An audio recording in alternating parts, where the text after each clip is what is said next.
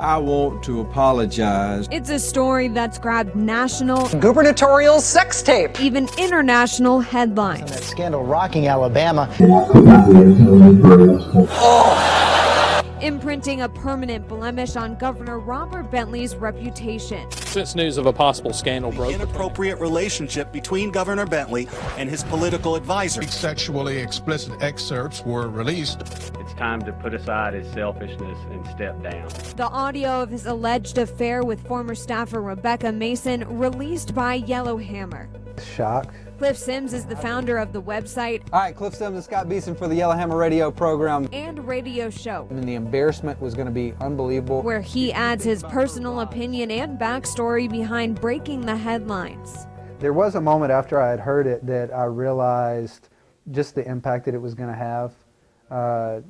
Governor Bentley's legacy would forever be defined by what I heard on those recordings. I had gotten to know these people. When the rumors first started coming out and it was being covered, these unsubstantiated rumors are being covered, I talked to Rebecca Mason several times about that and just how much that had hurt her and her family. Kind of difficult to do that, but you also got a job to do. This job, running Yellowhammer and managing about a dozen employees, is now a day-to-day routine. So we got Walker, our graphic designer, got Mitchell writes for us. But how it all started is a much different story. Touring around the country playing music for a living. Years ago, he was tired of being on the road, so he pushed aside his love of music and turned to politics. Just developed relationship with a lot of the guys who came in, were elected in 2010. And a lot of them just deeply distrustful of the Capitol Press Corps. And so I found that, when I go to Montgomery, I never sit in the press box. You're never going to find out what's really going on if you're just watching what is happening. I mean, most of the things that we see publicly, the action on the floor of the House of the Senate or, press conferences and things like that, everything's been decided by the time it's got to that point.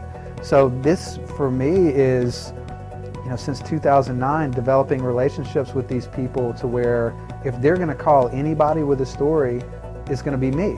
Now alongside his team at Yellowhammer, they're writing headlines and breaking news ahead of the competition. Like, when are you like, okay, we have enough to go with this?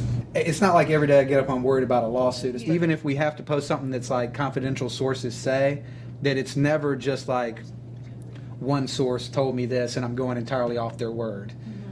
Shoot, I could write 20 stories right now that would blow your mind based off of like one person told me something. So it's always got to be like multiple corroborating sources.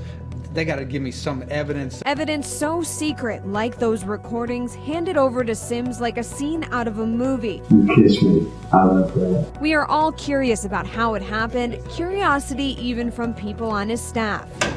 Left a thumb drive to find just somewhere. At a gas station, behind a gas station in Birmingham. Yeah, in the middle of the night, I go to a gas station and get a thumb drive. Man, we need to do a reality TV show.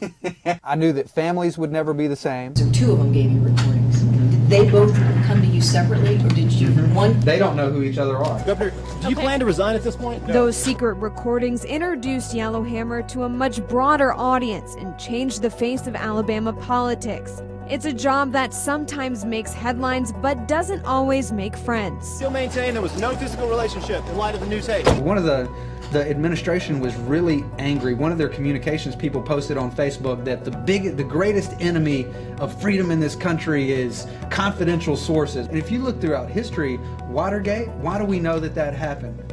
Confidential sources.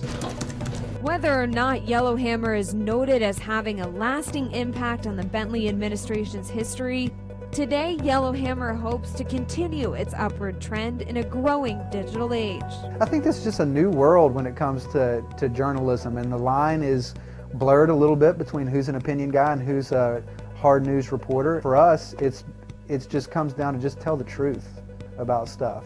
Every overnight success was years in the making.